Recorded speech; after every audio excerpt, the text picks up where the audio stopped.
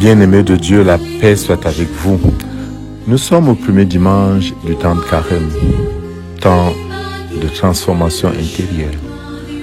En ce premier dimanche, la pointe nous vient du psaume, le psaume 90.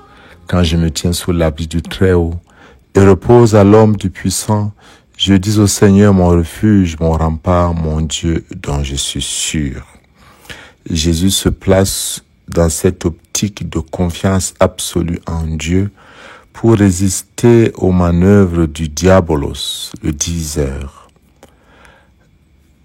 Reprenons un peu ces trois tentations. Si tu es grand, tu peux bien faire ton bonheur tout seul. Dis donc à cette pierre de devenir du pain pour satisfaire ta faim immédiate.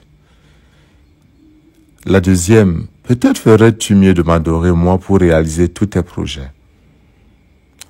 Et la troisième, jette-toi en bas, Dieu sera bien obligé de t'aider. Mais Jésus se garde bien de se séparer de son Père. Il reste sous l'abri de son Père. Dans la première tentation, quand Jésus a faim, le diable lui dit, si tu es le Fils de Dieu, ordonne à cette pierre de devenir du pain. Et Jésus répond, il est écrit, l'homme ne vit pas seulement de pain. Cette phrase est bien connue. Elle nous vient du livre de l'Exode. Et il y a une petite pointe qui n'est pas bien exprimée dans notre texte d'aujourd'hui. Dieu t'a fait passer par la pauvreté et t'a fait sentir la faim et t'a donné à manger la manne, cette nourriture que ni toi ni tes pères n'aviez connue, pour que tu saches que l'homme ne vit pas seulement de pain, mais de tout ce qui vient de la bouche de Dieu. C'est le Deutéronome au chapitre 8, verset 2 et 3. Heureux ceux qui ont faim, ils comptent sur Dieu seul pour être comblés. Et Jésus, le Fils de Dieu, venu prendre la tête de son peuple, vit dans cette dynamique. Jésus, parcourant toute l'expérience humaine, ne prouve pas, ne s'oppose pas en s'opposant à son Père. Mais, comme il avait dit dans l'épisode de la femme samaritaine, pour moi, j'ai de quoi manger. C'est une nourriture que vous ne connaissez pas. Ma nourriture, c'est de faire la volonté de celui qui m'a envoyé et d'accomplir son œuvre. La deuxième tentation, le tentateur promet à Jésus tout le royaume de la terre et Jésus répond, c'est devant le Seigneur ton Dieu que tu te prosterneras, à lui seul tu rendras un culte. Alors Jésus est clair. Il change complètement la perspective de l'homme qui s'oppose à Dieu. Il adore Dieu et Dieu seul. Seul Dieu doit être adoré, c'est-à-dire son Père.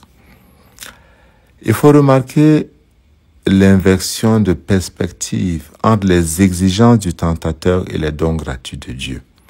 Le tentateur dit, commence par te prosterner, puis je te donnerai. Il promet, disons-le, ce qui ne lui appartient pas. Dieu au contraire commence par donner et seulement après il dit, n'oublie pas que je t'ai donné, alors fais-moi confiance pour la suite. Dans la première lecture, nous avons vu la profession de foi du peuple d'Israël qui se termine par ces paroles merveilleuses. Et maintenant, Seigneur, voici que j'apporte les prémices des fruits du sol que tu m'as donné. La prière d'offrande devient profession de foi. Et elle culmine, autant pour moi, par une reconnaissance des bienfaits de Dieu. L'homme apporte l'offrande en réponse à l'amour de Dieu, et non le contraire, car Dieu le premier nous aime. Puis-je me rappeler des bienfaits de Dieu dans ma vie, et en faire mémoire? Puis-je, à tout moment venant à l'Eucharistie, offrir au Seigneur la mémoire de tous ses bienfaits et apporter également, comme Abraham devant Melchisédek, le 10e de ce que j'ai pour dire à Dieu merci. Troisième tentation, si tu es le Fils de Dieu, jette-toi en bas, car il est écrit, il donnera pour toi à ses anges l'ordre de te garder, Et encore, ils te porteront sur leurs mains, de peur que ton pied ne heurte une pierre. Et Jésus répond, il est dit, tu ne mettras pas à l'épreuve le Seigneur ton Dieu. C'est-à-dire, tu n'exigeras pas de Dieu des preuves de sa présence et de sa protection, encore moins de sa puissance. Le Fils de Dieu sait qu'il est en permanence sous l'abri du Très-Haut, quoi qu'il arrive. Le Fils de Dieu sait que mon père et ma mère peuvent m'abandonner, mais le Seigneur ne m'abandonnera jamais. C'est ça la foi que nous sommes appelés à faire grandir en nous pendant ce temps de carême. Est-ce que je sais que le Seigneur est toujours là au cœur de ma vie, dans mes promesses, dans les débuts de toutes mes histoires, dans mes tempêtes, comme dans la musique de ma fête, le Seigneur est là. Est-ce que je sais rester fidèle à mon Père face aux épreuves de la vie? Mais posons-nous une question. Où Jésus puise-t-il la force de résister à celui qui veut le séparer de son Père?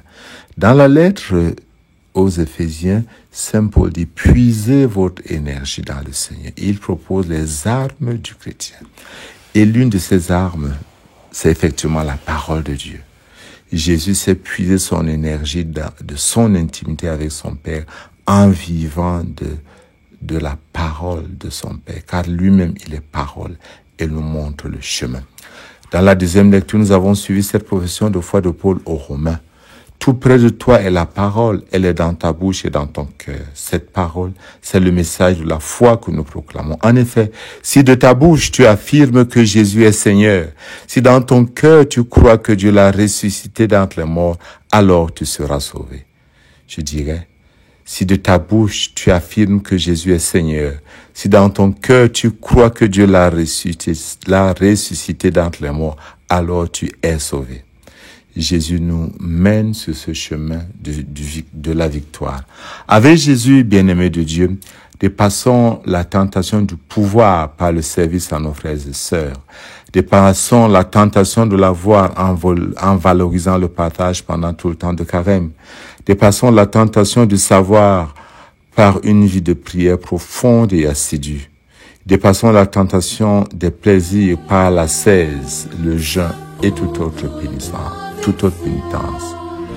Sois avec moi, Seigneur, dans mon épreuve. Oui, quand je me tiens sous l'abri du Très-Haut et repose à l'ombre du puissant, je dis au Seigneur, mon refuge, mon rempart, mon Dieu dont je suis sûr. Seigneur, je suis sûr de ton amour. Et que Dieu Tout-Puissant vous bénisse, le Père, le Fils et le Saint-Esprit. Amen.